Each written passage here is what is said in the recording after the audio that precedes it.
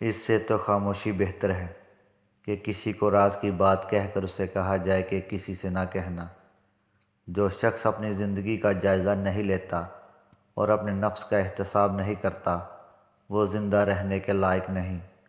سب سے مہربانی سے ملو، کیونکہ ہر شخص اپنی زندگی میں کسی جنگ میں مصروف ہے۔ میں کسی کو کچھ بھی نہیں سکھا سکتا، میں صرف لوگوں کو سوچنے پر مجبور کر سکتا ہوں۔ میں اس وقت دنیا کا سب سے عقل مند آدمی ہوں کیونکہ میں جانتا ہوں کہ میں کچھ نہیں جانتا۔ موت شاید انسان کے لیے سب سے بڑی نعمت ہے۔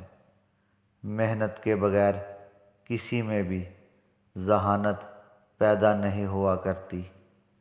جواب ہمیشہ سوچ اور سمجھ کر دو تاکہ بعد میں شرمندگی کا سامنا نہ کرنا پڑے۔ خوشی کا راز وہ نہیں جو تم دیکھتے ہو، خوشی زیادہ حاصل کرنے میں نہیں بلکہ کم میں لطف اندوز ہونے میں ہے۔ عقل مند کا کام خوشی کو محفوظ کرنا نہیں بلکہ درد سے بچنا ہے۔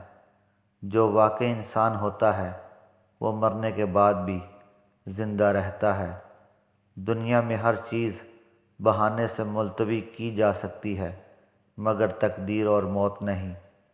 بیکار لوگ کھانے پینے کے لیے جیتے ہیں، کام کے لوگ جینے کے لیے کھاتے پیتے ہیں۔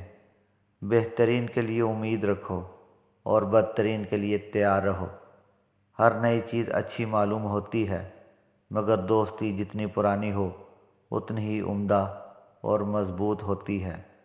تمہارا دماغ سب کچھ ہے، تم جو سوچتے ہو وہی بن جاتے ہو۔ کبھی کبھی لفظوں سے کھیلنے کا بہت دل چاہتا ہے۔ اپنی کیفیت، اپنے دکھ کو لفظوں میں بیان کرنے کو دل کرتا ہے، لیکن وہ لفظ ہی نہیں ملتے جس سے آپ اپنے اندر کے دکھ کو لفظوں میں بیان کر سکیں، اپنی سسکیوں کو لفظوں میں لکھ سکیں۔ اپنے قرب کو لفظوں میں بیان کرنے کے لیے لفظ بھی بہت چھوٹے محسوس ہوتے ہیں۔ اور پھر پتہ ہے کیا ہوتا ہے؟ جب انسان کی یہ حالت ہو جاتی ہے تو وہ دکھ، اذیت، اداسی بن کر آپ کے اندر ہی دل کے کسی گوشے میں ہمیشہ کے لیے بیٹھ جاتی ہے۔ پھر آپ کو کوئی خوشی محسوس نہیں ہوتی اور خوشی میں بھی ایک چبھن ہوتی ہے۔ آپ ہنستے تو ہیں لیکن آپ کی آنکھیں آپ کا ساتھ نہیں دیتی ہیں۔ پھر چاہے آپ لاکھ خود کو مطمئن کریں نہیں کر پاتے۔